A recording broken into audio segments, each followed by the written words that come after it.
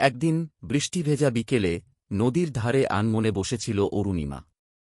তার চোখে বিষণ্ণতার ছায়া, কারণ সম্প্রতি তার পোষা বিড়ালটি হারিয়ে গেছে। হঠাৎ এক সুদর্শন যুবক নীলান্ত ছাতা মাথায় তার কাছে এসে দাঁড়াল। আপনার কি কিছু হারিয়েছে? নীলান্তের কণ্ঠস্বর স্নিগ্ধ। অরুণিমা প্রথমে অপ্রস্তুত হলেও পরে তার হারানো বিড়ালের কথা জানায়। নীলান্ত মনোযোগ দিয়ে শোনে এবং বলে, আমার মনে হয় আমি কাল এমন একটি বিড়ালকে আমাদের বাগানে দেখেছিলাম। যদি চান কাল সকালে আমরা একসাথে গিয়ে দেখতে পারি। অরুণিমা সামান্য ইতস্তত করে রাজি হয়। পরের দিন সকালে তারা নীলান্তের বাগানে যায় এবং সত্যি অরুণিমা তার প্রিয় বিড়ালটিকে খুঁজে পায়। আনন্দে অরুণিমা নীলান্তকে ধন্যবাদ জানায়।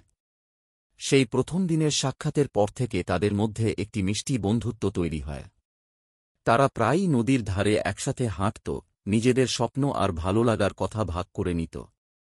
অরুণিমা জানতে পারে নীলান্ত একজন সঙ্গীতশিল্পী এবং তার বাঁশির সুরে এক অদ্ভুত মায়া আছে। নীলান্ত অরুণিমার কবিতা লেখার প্রতি আগ্রহের কথা জানতে পারে। ধীরে ধীরে তাদের বন্ধুত্ব ভালোবাসার দিকে মোড় নেয়। বৃষ্টির সেই বিকেলে যেমন বিষণ্ণতা ছিল, তেমনি সেই বিষণ্ণতাই তাদের দুজনকে এক নতুন সম্পর্কের শুরুতে এনে দেয়। একদিন পূর্ণিমা রাতে নদীর ধারে বসে নীলান্ত অরুণিমার হাতে একটি গোলাপ দিয়ে বলল, অরুণিমা, তুমি কি আমার জীবন সঙ্গী হবে? অরুণিমার চোখে তখন খুশির অশ্রু।